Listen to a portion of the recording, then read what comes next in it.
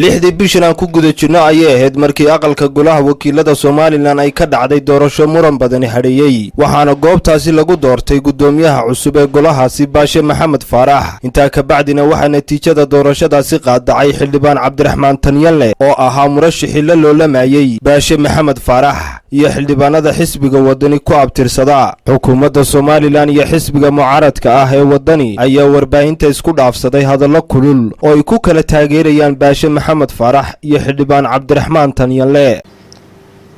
dawladda uu hogaaminayo madaxweynaha jamhuuriyadda Soomaaliland Axmed Maxamed Maxamuud Siilaanyo waxay si cad oo aan badhbadh lahayn oo aan muran ku jirin u qaadatay natiijadii golaha ka soo baxday sidii ummadda jamhuuriyadda Soomaaliland oo dhammi ay u qaateen aan hadalka maxaan ku raahdaa aanu hadal ku jirin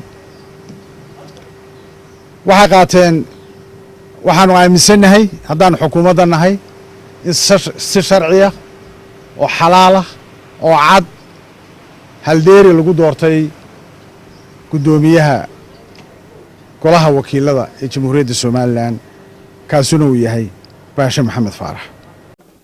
wasiirkii warfaafinta jamhuuriyadda Soomaaliland Mr. Cadaani oo shalay toole xisbiga wadani ku duray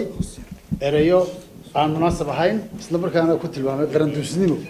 ugu horeyn waxa uu Cadaani sheegay in Baashe Maxamed Faarax doorashadii golaha wakiilada ka dhacday uu aqoonsan yihiin xukuumad ahaan gudoomiyaha golaha wakiilada jamhuuriyadda Soomaaliland waxaa leenahay xukuumadda ma kula qabtaa midkaa isagoo kugu adiga uun Cadaaniyow haddaad kaliga ay kugu tahayna aday kugu ceeb tahay haddii adigii xukuumadda ku wada socotaanna dhammaantiinba waa idinku ceeb gaf sharci oo dhacay inaad tirahdaan waan aqoonsanahay haddaba qaar ka mid ah shacabka ku dhaqan magaalada Burco ee xarunta gobolka Togdheer ayaa ra'yigooda ka dhiibtay sida ay u arkaan doorashada lagu murmay ee gudoomiyaha golaha wakiilada Soomaaliland waxaana xildhibaanada golaha wakiilada u soo jeediyeen in arintooda ay xal ku soo dabaalaan haddii aan ka hadlo ra'yiga doorashadii baarlamaanku ay sameeyeen daraato ee aan dadka doornaa ahayn matariya ahayn ee guriga codsiinta ahayn haddii artida gaarka ka dhigto waxaan ku arkaa shakhsiyan waxa weeye bay doorteen gacantaag bay sameeyeen nin bay doorteen iyagoo wax kii laga doortay waa hambariyay kii la dooranayna waa meesha uu galay 9 isdeestu bay kala yeesheen waxa imkaan maqlayaa ilaa shalay cadaan ka maqlaynaa in arrinkii diiday oo kacdan dambeeyay oo ay yiraahdeen arrinkaasu suuragal maaha saalisoo kaana garahay anagu waxaan leenahay dalka qoyanahay dadkii doortay wanahay bulshadii doortay ka jeedeen baa loo baa joogtay arinku sida loo doortay ayuu dhacay baa leenahay waa imika rasaasta meesha gudaheeda ka dhacday iyo qalaskan ka dhacay odayan kale lee waxba markii hore hambaliyay markii dambana lahaa waxbaan helayna markii gudaha joogayna uu hambaliyay wuxuu waan taaniyay Baashe markii maqaxiyaad tagayna sheeka maqaxiyaad buu la soo noqdo yiri waan helay meesha marka waxa looga baahan waxaan ka hadlayaa doorashadii ka dhacday daraato golaha baarlamaanka waxaa leeyahay xisbiga wadani ha joojiyo khalkhalka waddanka ka wado Baashe Cali Faarax wuxuu soo baxay si toos ah xalaal ku soo baxay waxaan leeyahay xisbiyada mucaaradka waddanka khalkhalka ka daayaan had iyo jeer waxa fiican horta wax marka hore la qabanayo inaanay wax ka soo noqonin ayay ku fiican tahay oo marka hore la hubiyo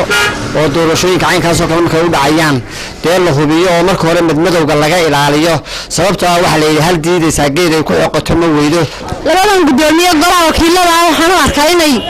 yihiin sharci darro ummadda reer Soomaaliland khalkhal ku ridaya oo aan marnaba u danaynayn siyaasadooduna ay aad u foolxun tahay waxaan leeyahay labadaba hal leeriyo ummadda reer Soomaaliland danteedu waxa ku jirta wixii ilaalinaya ummadda reer Soomaaliland amnigeeda iyo amaankeeda iyo xasiloonideeda si kastaba haatee ilaa hadda lama saadaalin karo halka ay saldhigan doonto xiisadan ismarin waaga ah ee ka dhex taagan golaha wakiilada Soomaaliland Axmed Salebaan Carab Axmed Kaafi telefishinka caalamiga ee Bulsha TV Burco.